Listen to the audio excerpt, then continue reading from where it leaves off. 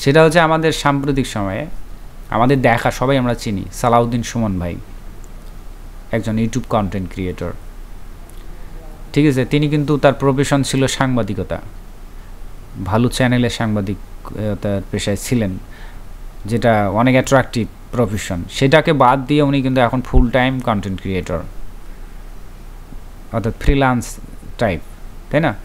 এবং ওনার কন্টেন্টগুলোর মাধ্যমে আমরাও উপকৃত হচ্ছি, বিভিন্ন ইনফরমেশন পাচ্ছি, এন্টারটেনমেন্ট হচ্ছে, অজানা বিষয়গুলোকে জানতে পারছি। সেই সঙ্গে কি হচ্ছে, সুমন ভাইয়ের কি আর্নিং হচ্ছে। এবং সুমন ভাই শুধু কি ইউটিউব থেকে আর্নিং করে না, এখন ওনার ওই ভিডিওতে ওনারা প্রচুর কন্টেন্ট প্রোডাক্টের স্পন্সর করে, প্রমোট করে, সেখান থেকে একটা আর্নিং করার সুযোগ হচ্ছে ওনার।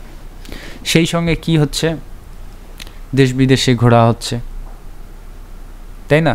আর দিন শেষে কি দাঁড়ায় বলেন তো, জীবনে একটা সময় গিয়ে আপনি কিছু না কিছু একটা মানে ফিল করবেন, সেটা হচ্ছে খ্যাতি অথবা ফ্যান, যেটা টাকা দিয়ে কেনা যায় না ভাই। আমি ম্যানেজমেন্টের ছাত্র ছিলাম, ওখানে একটা থিওরি ছিল যে মানুষের কয়েকটি চাহিদা থাকে ডে বাই ডে। হ্যাঁ, প্রথমে জৈবিক চাহিদা, সামাজিক চাহিদা, লাস্ট স্টেপটা হচ্ছে আত্মমর্যাদার চাহিদা। এরা কোন বিজ্ঞানী যেন বলেছিলেন আর কি, ম্যানেজমেন্টের, আর মনে নাই, কিন্তু থিওরিটা এরকম। তো লাস্ট যেটা, সেটা আত্মতৃপ্তির চাহিদা। এই আত্মতৃপ্তির চাহিদা আবার অনেকগুলো পয়েন্ট থাকে, তার মধ্যে এরকম একটা যে সম্মান করবে, খ্যাতি, ভক্ত থাকবে, ফ্যান থাকবে, যেটা টাকার বিনিময়ে কখনোই সম্ভব না। তো মানুষের এটা থাকে।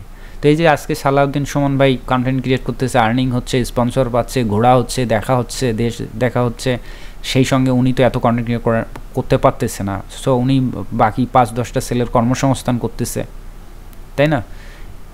এবং ডে বাই ডে ওনার ফ্যান বেস তৈরি হচ্ছে, অর্থাৎ দিন শেষে ওনার পরিতৃপ্তির জায়গা ওখানে, যে ওনাকে অনেক লোক চেনে, অনেক মানুষ ওনাকে ভালোবাসে, পছন্দ করে, যেটা কখনোই টাকা দিয়ে কেনা সম্ভব না, ঠিক আছে। তো শুধু সালাউদ্দিন ভাইয়ের কথা চিন্তা করলে হবে না, ওনার চাইতে আরও বড় বড় ইউটিউবার আছে যারা প্রফেশনাল কন্টেন্ট এবং সামাজিকভাবে উপকৃত হয়, এই সমস্ত কন্টেন্ট ক্রিয়েট করেই লাইফ চেঞ্জ করেছেন জীবনের।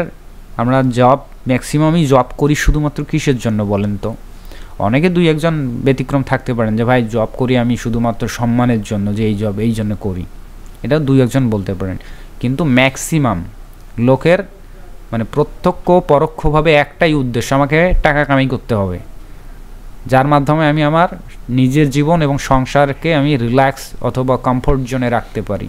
যদি সেটাই হয়, তাহলে আমাকে কেন ভাই এই চাকরিটাই করতে হবে, যদি আমি অন্য সোর্স থেকে বেটার আর্নিং করতে পারি, বেটার আমি কমফোর্ট ফিল করতে পারি, বেটার যদি সুযোগ সুবিধা পাই, তাই না? আমার লজিক বা আমার থিওরিটা এমন।